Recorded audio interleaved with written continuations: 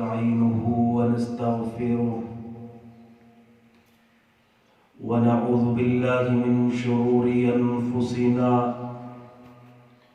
ومن سيئات أعمالنا من يهده الله فلا مضل له ومن يضلل فلا هادي له أشهد أن لا إله إلا الله وحده لا شريك له وأشهد أن محمدًا عبده ورسوله يا أيها الذين آمنوا اتقوا الله حق تقاته ولا تموتن إلا وأنتم مسلمون يا أيها الناس اتقوا ربكم الذي خلقكم من نفس واحدة وخلق منها زوجها وبث منهما رجالا كثيرا ونساء واتقوا الله الذي تساءلون به والأرحام إن الله كان عليكم رقيبا يا أيها الذين آمنوا اتقوا الله وقولوا قولا سديدا يصلح لكم أعمالكم ويغفر لكم ذنوبكم ومن يطع الله ورسوله فقد فاز فوزا عظيما أما بعد فإن خير الحديث كتاب الله وخير الهدي هدي محمد صلى الله عليه وآله وسلم وشر الأمور محدثاتها وكل محدثة بدعة وكل بدعة ضلالة أما بعد فأعوذ بالله السميع العليم من الشيطان الرجيم ألم تر كيف فعل ربك بعاد إرم ذات العماد التي لم يخلق مثلها في البلاد وثمود الذين جابوا الصخر بالواد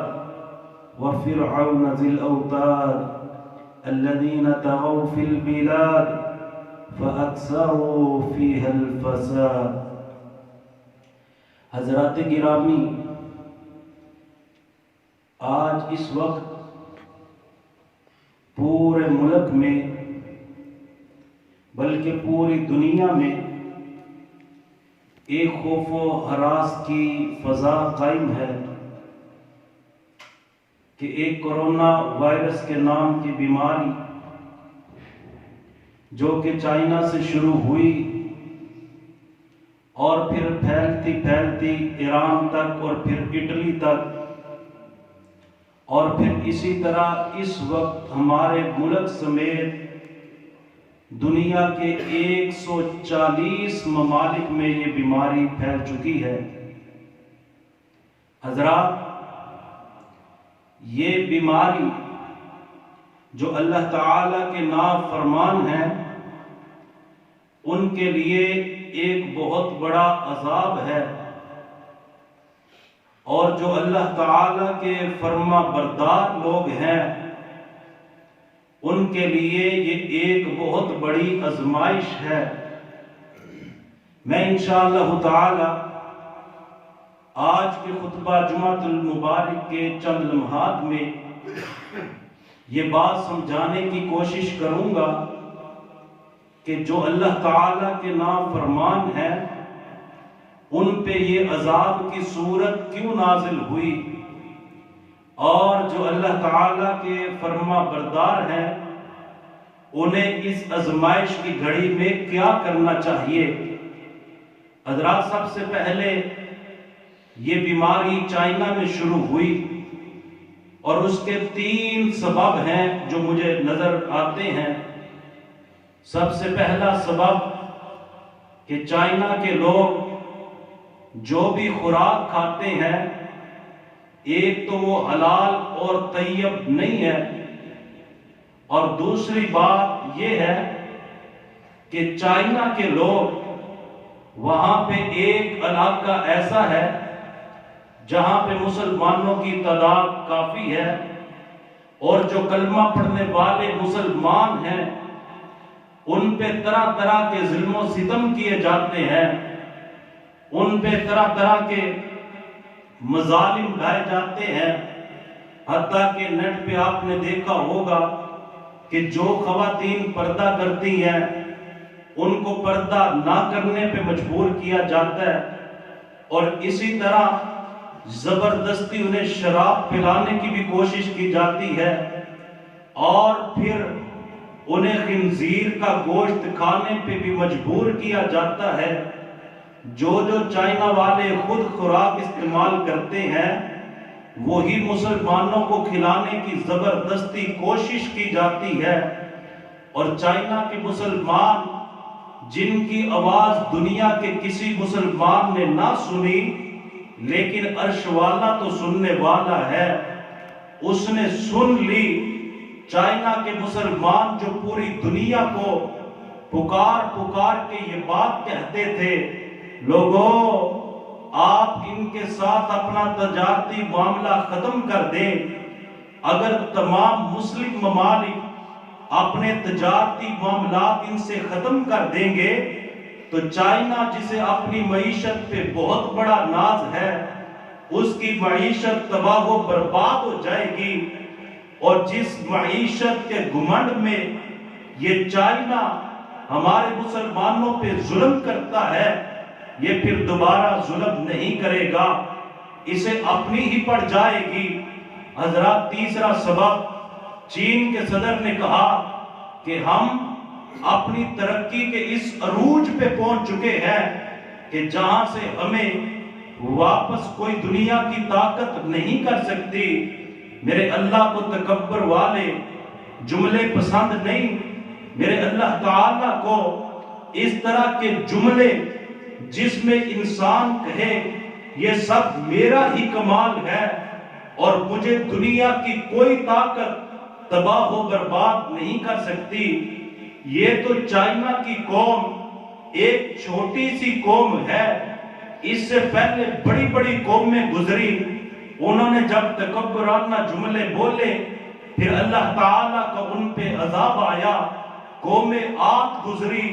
قوم سمود گزری، فرعون بے ایمان گزرا، انہوں نے جب اللہ تعالیٰ کی نافرمانی کی پھر ایسے ایسے عذاب آئے، دنیا نے دیکھا اتنے اتنے بڑے قد آور لوگ جب زمین پہ گرے ہوئے تھے اس طرح محسوس ہوتا تھا جس طرح کھجور کے تنے زمین پہ گرے ہوئے ہیں، ان کی کیفیت دیکھی نہیں جاتی تھی، ان کے حالات لوگوں سے دیکھے نہیں جاتے تھے، ایسا عذاب آیا اللہ تعالیٰ کا قوم عاد پہ، قوم سمود پہ، قوم لوط پہ۔ اور جب قوم لوط پہ عذاب آیا نا تو پھر پتہ کیا ہوا کہ اللہ تعالیٰ نے آسمان سے پتھر نازل کیے، اور صرف پتھر نازل نہیں کیے، جس کے لیے آسمان سے پتھر آیا اس کا اوپر نام بھی لکھا ہوا، تو نے جا کر کے فلاں کو لگنا ہے، تو نے جا کر کے فلاں کو مارنا ہے، تو نے جا کر کے فلاں کو تباہ و برباد کرنا ہے۔ تو حضرات، یہ ان پہ عذاب کیوں آئے؟ جس قوم پہ بھی عذاب آیا اس کا ایک ہی سبب تھا، وہ اللہ تعالیٰ کی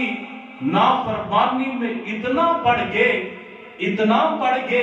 کہ اللہ تعالیٰ کی نافرمانی کے سبب ان پہ عذاب آئے، اور پھر عذاب ایسے آئے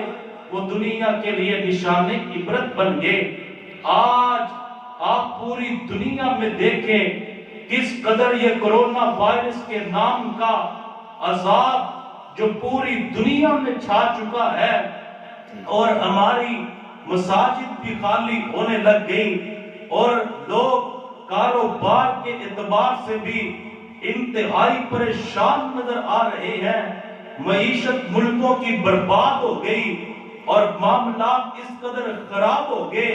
کہ لوگ آپس میں بیٹھ کر کے بھی ایک دوسرے سے سلام لینا پسند نہیں کرتے۔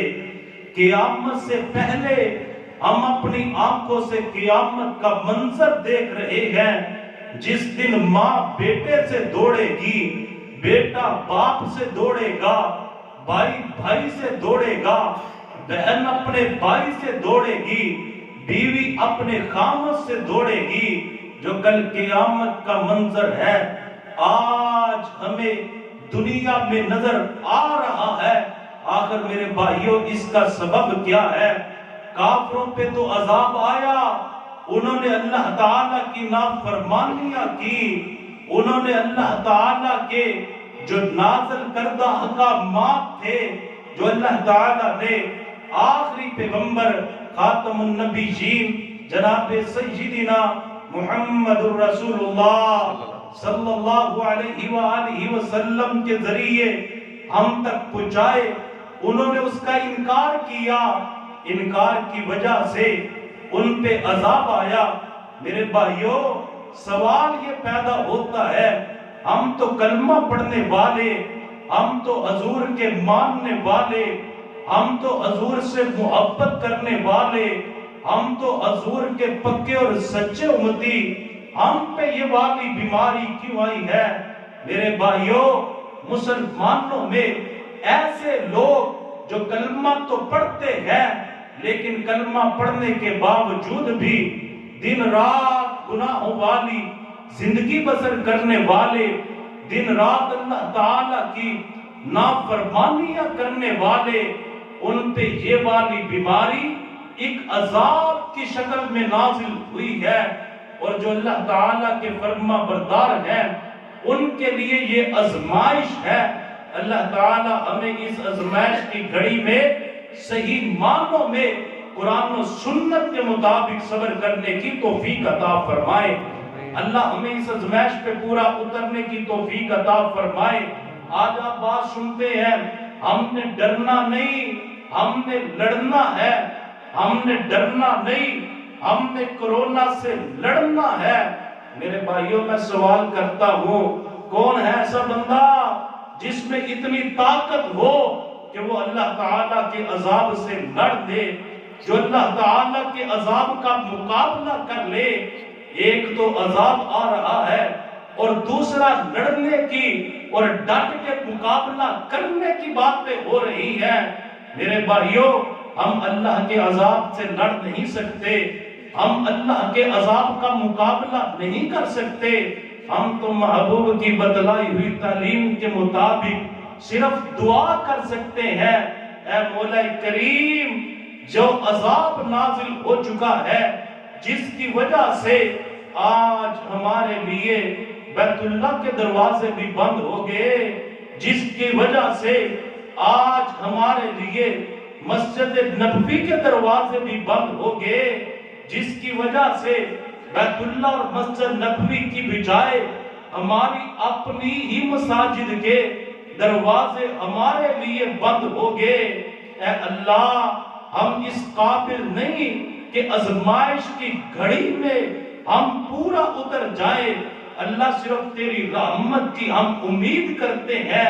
اللہ اپنی رحمت سے ہمیں اس آزمائش کی گھڑی میں پورا اترنے کی توفیق عطا فرما۔ میرے بھائیوں ہم پہ یہ والی صورت کیوں نازل ہوئی ہے؟ ہم پہ یہ والی گھڑیاں کیوں نازل ہوئی ہیں؟ ہمارے لیے یہ والا وائرس کیوں پھیل رہا ہے؟ وہ تو کافر تھے، انہوں نے ناپاک گوشت کھایا، انہوں نے خنزیر اور بندر اور اسی طرح بلیاں اور کتے اور چمگادڑ کے سوپ پیے، ان پہ تو یہ والی کیفیت طاری ہونا ہی ہونا تھی۔ ہمارے لیے ایسا کیوں ہوا؟ حضرات اس کی وجہ ایک ہی نظر آتی ہے، نبی رحمت جناب سیدنا محمد رسول اللہ صلی اللہ علیہ وآلہ وسلم نے فرمایا کہ لوگوں جیسے جیسے قیامت قریب آتی جائے گی، میری امت کے حالات انتہا درجے کے خراب ہوتے جائیں گے، میری امت کے معاملات بگڑتے جائیں گے، میری امت میں ایسی ایسی خرابیاں آ جائیں گی جن کی وجہ سے اللہ کی رحمت نہیں پھر عذاب نازل ہوں گے، جن کی وجہ سے اللہ تعالی کی طرف سے عذاب نازل ہوں گے، اور پھر عذاب کیسے کیسے آئیں گے۔ نبی علیہ السلام نے فرمایا جب میری امت کے لوگ حلال اور حرام کی تمیز نہیں کریں گے، پھر ان میں ایسی ایسی بیماریاں آ جائیں گی کہ جس بیماری کا نہ تو انہوں نے پہلے نام سنا ہوگا، جس بیماری کا نہ ان کے باپ نے پہلے نام سنا ہوگا، جس بیماری کا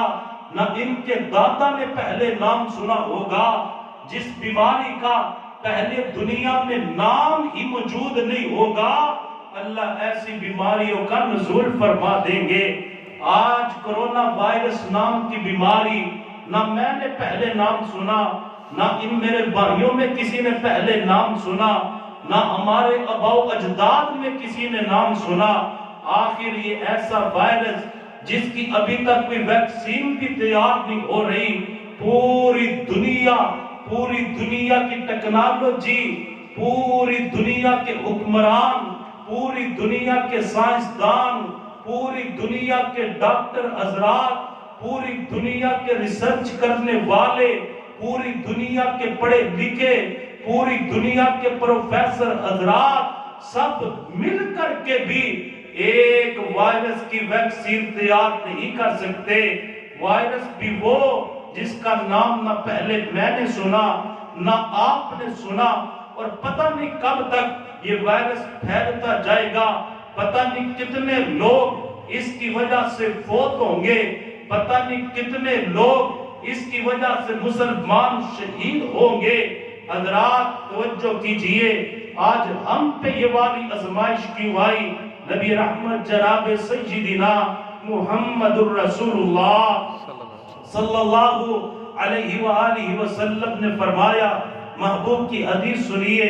سیدنا ابو ہریرہ رضی اللہ تعالی عنہ اس روایت کے راوی ہیں، اور ترمذی میں یہ والی حدیث موجود ہے۔ نبی علیہ السلام نے فرمایا، اذا اتخذ الفیء دیولا والامانة مغتنما والزکاة مغرما وتعلم لغیر الدین وأطاع الرجل امرأته وأقى أمه وأدنى صديقه وأقصى أباه وظهرت الأصوات في المساجد وصاد القبيلة فاسقهم وكان زعيم القوم أرذلهم وأكرم الرجل مخافة شره وظهرت الكينات والمعازف وشربت الخمور ولعن آخر هذه الأمة أولها فارتقبوا عند ذلك ريحا حمراء وزلزلة وخسفا ومسخا وقذفا۔ میرے پاک پیغمبر جناب سیدنا محمد الرسول اللہ صلی اللہ علیہ وسلم نے فرمایا،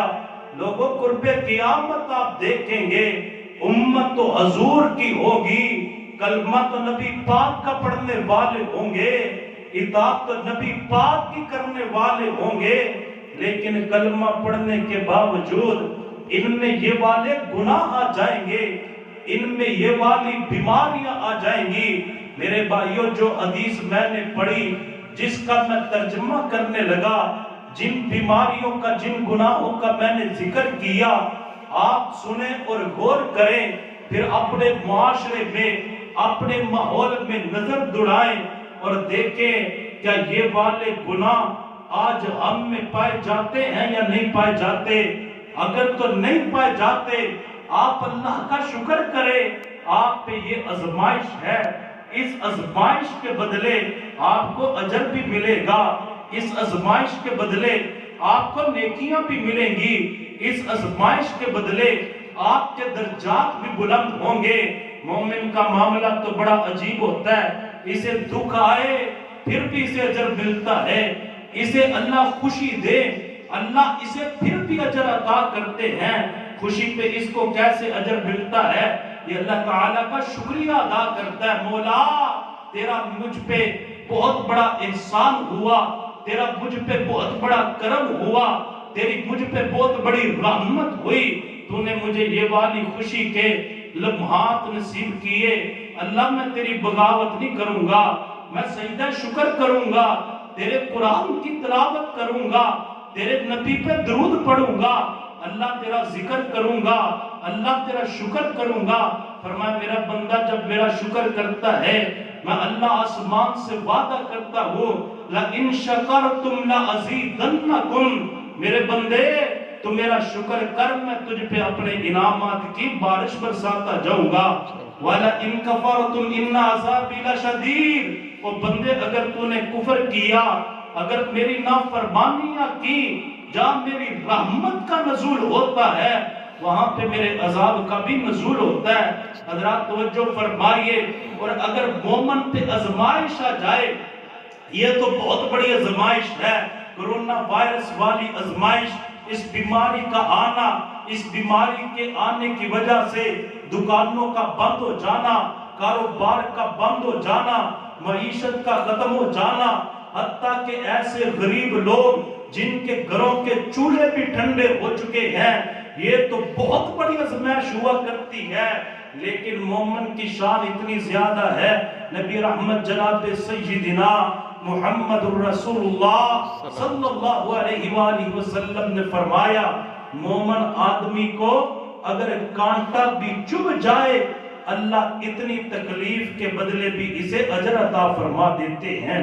اتنی تکلیف کے بدلے اللہ تعالیٰ اسے نیکی عطا کر دیتے ہیں۔ میرے بھائیوں، اگر یہ بیماریاں ہم میں نہیں پائی جاتی، پھر ہم نے اللہ کا شکر ادا کرنا ہے کہ ہمارے لیے یہ آزمائش ہے، اللہ تعالیٰ اس آزمائش کے بدلے ہمیں اجر عطا فرمائیں گے۔ لیکن اگر یہ والی بیماریاں آج ہم میں پائی جائیں تو میرے بھائیوں یہ آزمائش نہیں، یہ اللہ تعالیٰ کا عذاب ہے۔ اس سے بچنے کے لیے ہمیں توبہ کرنا پڑے گی، اس سے بچنے کے لیے کریم رب کے در پہ آنا پڑے گا، اس سے بچنے کے لیے اللہ کے در پہ ہمیں سر جھکانا پڑے گا، پچھلی زندگی پہ ہمیں رونا پڑے گا۔ آج ہم گھروں میں محصور ہو گئے، لیکن گھروں میں محصور ہوتے ہوئے کاش ہمیں پیغمبر کی وہ حدیث یاد آ جاتی۔ ایک آدمی میرے محبوب کے پاس آیا، آ کر کے کہنے لگا اللہ کے پیغمبر مجھے نجات کا کوئی نسخہ بتلا دیجئے۔ نبی رحمت صلی اللہ علیہ وسلم نے 3 کام بتلائے، فرمایا امسک علیک لسانک، اے آنے والے اپنی زبان پہ کنٹرول کر، جو بولنا ہے درست بولنا ہے، جو بولنا ہے سچ بولنا ہے، جو بولنا ہے پہلے تولنا ہے تو پھر بولنا ہے۔ دوسرا کام میرے محبوب نے بتلایا وَلْيَسَعْكَ بَيْتُكَ، کام کے بغیر اپنے گھر سے باہر نہیں نکلنا۔ آج ہم گھروں میں محصور تو ہو گئے، کاش جو پیغمبر نے تیسرا کام بتلایا ہم اس پہ بھی عمل کر لیتے۔ نبی رحمت نے فرمایا وَابْكِ عَلَىٰ خَطِيَّتِكَ، او بندے گھر میں بیٹھ کر کے فارغ وقت ضائع نہیں کرنا، بلکہ گناہوں کو یاد کر کر کے رونا ہے، گناہوں کو یاد کر کے پچھلی زندگی پہ آنسو بہانے ہیں۔ تیرے آنسو کی میرے مالک اتنی قدر کرتے ہیں، جہنم کی وہ آگ جس پہ دنیا کے دریا سمندر بہا دیے جائیں، جہنم کی آگ کا ایک انگارہ نہیں بجھ سکتا، لیکن تیری آنکھ سے نکلا ہوا آنسو جو ابھی زمین پہ تو نہیں گرا، صرف تیرے رخسار پہ ہی خشک ہو گیا، تیری ادا اللہ کو اتنی پسند آئے گی، تجھ پہ اللہ جہنم کو حرام فرما دیں گے۔ میرے بھائیو حدیث کا ترجمہ کرو، وقت مختصر ہے۔ نبی رحمت جناب سیدنا محمد الرسول اللہ صلی اللہ علیہ وآلہ وسلم نے فرمایا اِذَا اتُّخِذَ الْفَيْءُ دِيوَانًا، جب لوگ مال فے کو اپنا ذاتی بینک بیلنس سمجھنا شروع کر دیں گے، وَالْأَمَانَةُ بُغْتَنَمًا، اور امانت کو لوگ مال غنیمت سمجھنا شروع کر دیں گے، نبی علیہ السلام نے فرمایا جیسے جیسے قیامت قریب آتی جائے گی لوگوں میں امانت ختم ہوتی جائے گی، لوگوں میں امانت داری کا پاس ہی نہیں رہے گا، لوگوں میں امانت کا تصور ہی نہیں رہے گا، بلکہ نبی علیہ السلام نے فرمایا قرب قیامت امانت ایک مثال بن جائے گی، اس شہر میں نہیں، دوسرے شہر میں نہیں، تیسرے شہر میں نہیں، بلکہ وہ فلاں علاقہ ہے جہاں پہ صرف ایک امانتدار رہتا ہے، نمازیں سارے پڑھنے والے، روزے سارے رکھنے والے، قرآن کی تلاوت سارے کرنے والے، حدیث سارے سننے سنانے والے، لیکن امانتدار صرف ایک ہی نظر آ رہا ہے، امانتدار صرف ایک ہی مل رہا ہے۔ آج اپنے معاشرے میں کسی کو پیسے دے کر کے ازما لے، کسی کے پاس امانت رکھ کر کے ازما لے، آپ بے شمار واقعات دیکھتے ہیں، دو بھائی مل کر کے کاروبار کرتے ہیں اور بعد میں جب کوئی آدمی ان سے پوچھے بھئی آپ آج کل کیا کر رہے ہیں، جی ہمارا بڑا اچھا بزنس ہے، بڑا اچھا کاروبار ہے، بھئی کیسا کاروبار ہے، کہنے لگے میرے بھائی کے پاس تجربہ تھا، میرے پاس پیسہ تھا، ہم دونوں نے مل کے کاروبار کر لیا، 6 ماہ بعد دوبارہ ملاقات ہوئی، ہاں بھی تم نے کاروبار کیا، تمہارے کاروبار کا کیا بنا، یہ کہتا ہے جناب اب تو امانت داری ہی نہیں رہ گئی، الٹ معاملہ ہو گیا، بھئی کیا ہوا تمہارے ساتھ، کہنے لگا پہلے اس کے پاس تجربہ تھا، میرے پاس پیسہ تھا، اب تجربہ میرے پاس آ گیا اور پیسہ اس کے پاس چلا گیا، اب تو امانت داری کا تصور ہی باقی نہیں رہ گیا۔ نبی علیہ السلام نے فرمایا اذا زجیت الامانہ فانتظر الساعہ، جب امانت ختم ہو جائے تو سمجھ لینا قیامت بالکل قریب آ گئی ہے۔ فرمایا والامانۃ مغتنما والزکاۃ مغرما، قرب قیامت لوگ زکات کو ایک چٹی توان ٹیکس سمجھ کے ادا کریں گے، وَتُعَلِّمَ لِغَيْرِ الدِّينِ، قرب قیامت دین کا علم اسے دنیا کی خاطر سیکھا جائے گا، علم تو دین کا ہوگا لیکن فوائد دنیا کے حاصل کیے جائیں گے۔ وَأَطَاعَ الرَّجُلُ امْرَأَتَهُ وَعَقَّ أُمَّهُ، نوجوان اپنی بیوی کا فرما بردار ہوگا، اپنی ماں کا نافرمان ہوگا۔ وَأَدْنَا صَدِيقَهُ وَأَقْصَى أَبَاهُ، نوجوان اپنے دوست کی ہر بات مانے گا لیکن اپنے باپ کی ہر بات کی نافرمانی کرے گا۔ وَظَهَرَتِ الْأَصْوَاتُ فِي الْمَسَاجِدِ، اور یہ جو مساجد اللہ تعالیٰ کے گھر، اس میں آوازیں بلند ہوں گی۔ آج آپ دیکھتے نہیں ہمارے ملک کی بڑی بڑی مساجد، لاہور میں بادشاہ مسجد، اسلام آباد میں فیصل مسجد، مسجد میں عبادت کم، سیر و تفریح زیادہ۔ نبی علیہ السلام نے فرمایا جب مسجد کو لوگ مسجد نہ سمجھیں، تفریح والی جگہ بنا لے، سمجھ لینا قیامت بالکل قریب آ گئی ہے۔ وَصَادَ الْقَبِيلَةَ فَاسِقُهُمْ وَكَانَ زَعِيمُ الْقَوْمِ يُرْزَلَهُمْ وَأُقْرِبَ الرَّجُلُ مَخَافَةَ شَرِّهِ، نبی رحمت نے فرمایا جیسے جیسے قیامت قریب آتی جائے گی، جو زمانے کا گندہ ترین انسان ہوگا وہ ان لوگوں کا سب سے بڑا حکمران ہوگا۔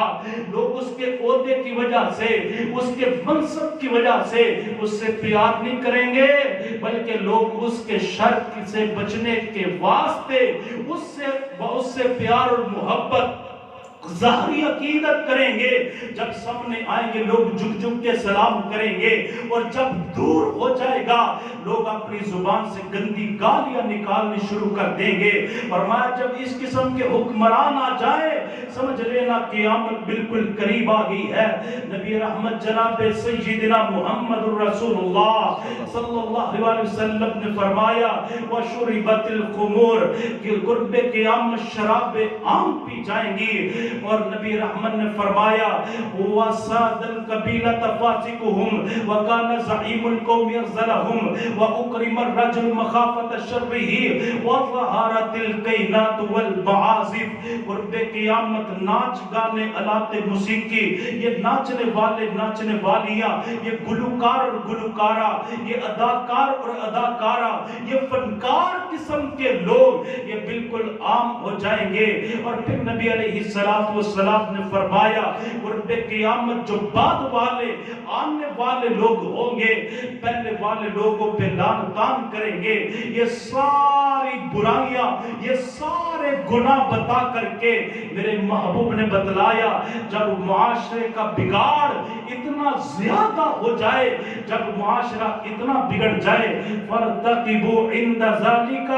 رِيحًا حَمْرَاءً، جب معاشرے میں یہ والی برائیاں پیدا ہو جائیں پھر سرخ آندیاں بھی آئیں گی، وَزَلْزَلَةً، پھر زمین پہ زلزلے بھی آئیں گے، وَخَسْفًا وَمَسْخًا وَقَذْفًا، پھر زمین کھل جائے گی، لوگوں کو اس میں زندہ دفن کر دیا جائے گا اور لوگوں کی شکلیں تبدیل ہو جائیں گی۔ میرے بھائیوں، اگر آپ چاہتے ہیں ہمارے لیے یہ بیماری صرف آزمائش ہی ہو، اللہ کا عذاب نہ بنے، پھر آج ہمیں اپنی اصلاح کرنا پڑے گی۔ اگر گھر میں فارغ وقت ہمیں مل گیا، ہمیں قرآن کی تلاوت کرنا ہوگی، نمازیں اپنے وقت پہ پڑھنا ہوں گی، ہمیں اللہ تعالیٰ کا ذکر کرنا ہوگا اور ایسے ایسے اعمال کرنے ہوں گے جن اعمال سے اللہ راضی ہو جائیں اور ہم سے یہ والی آزمائش ختم ہو جائے۔ اللہ تعالیٰ سے دعا کرتے ہیں اللہ تعالیٰ اس بیماری کو ہم سے دور فرمائے۔ جو اس بیماری میں ہمارے مسلمان بھائی مبتلا ہیں، اللہ تعالیٰ انہیں اس بیماری کا اجر بھی عطا فرمائے اور اللہ انہیں شفا بھی عطا فرمائے۔ ہمارے کاروبار کی رونقوں کو اللہ تعالیٰ دوبارہ بحال فرمائے، ہمارے ملک کی رونقوں کو اللہ تعالیٰ دوبارہ بحال فرمائے اور ہمارے مکہ اور مدینے کی اللہ حفاظت بھی فرمائے اور اس کی رونقوں کو دوبارہ بحال فرمائے۔ آخر دعوایا ان الحمدللہ رب العالمین۔